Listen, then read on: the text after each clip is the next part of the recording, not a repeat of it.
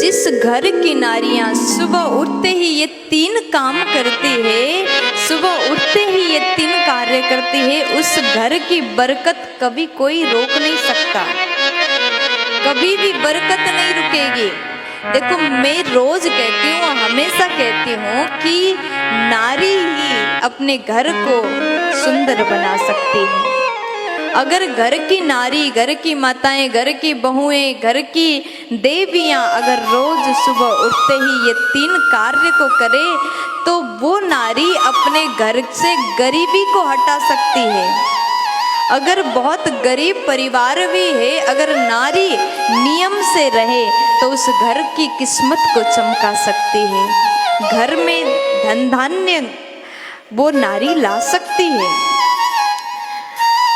आप ये मत सोचिएगा कि वही नारी घर में पैसा ला सकती है, वही नारी घर को सुंदर सफल बना सकती जो जॉब करती हैं, जो काम करती हैं, पैसा कमाती हैं।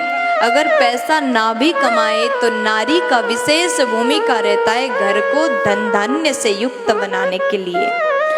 सुबह उठते ही नारी का नियम हो, ये नियम तो पुरुष को भी करना चाहिए।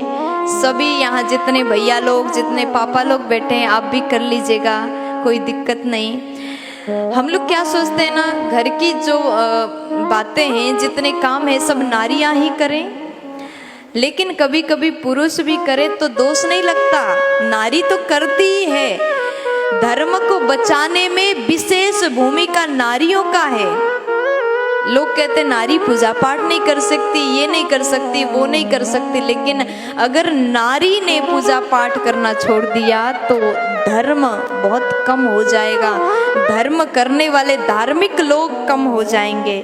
कथाओं में देखो नारियों की संख्या बहुत ज्यादा संख्या में हो जाता है, पूरा पंडाल भरा है नारियों से, और नारी कभी किसी से कम नहीं होती महाराज। घर को चमकाने के लिए, घर को स्वर्ग समान बनाने के लिए विशेष भूमिका नारी का होता है, और धर्म को बचाने के लिए भी नारियों का विशेष भूमिका होता है। ये कहते हुए मुझे थोड़ा सा भी दिक्कत नहीं लगता, ये कहते हुए मुझे थोड़ा सा भी डर नहीं लगता। तो ध्यान से सुनिएगा, ये 3 बात मैं आपको बता दूं। रोज सुबह उठते ही घर की बहू, घर की नारी धरती माँ को प्रणाम करें। ऐसी 3 माँ हैं जिसको प्रणाम करके नारी अपने घर को वैभव युक्त बना सकती, वैभव संपन्नता से भरा घर बना सकती हैं। सुबह उठते ही घर की देवी धरती माँ को प्रणाम करें, भाव से प्रणाम करें। हे धरती माँ, आप हमारे ऊपर, हमारे परिवार के ऊपर हमेशा कृपा बरसाएं। मैं आपके ऊपर अपने चरण रखने जा रही हूँ, मेरे हर एक कार्य को आप सफल बना दें। धरती माँ को प्रणाम करो।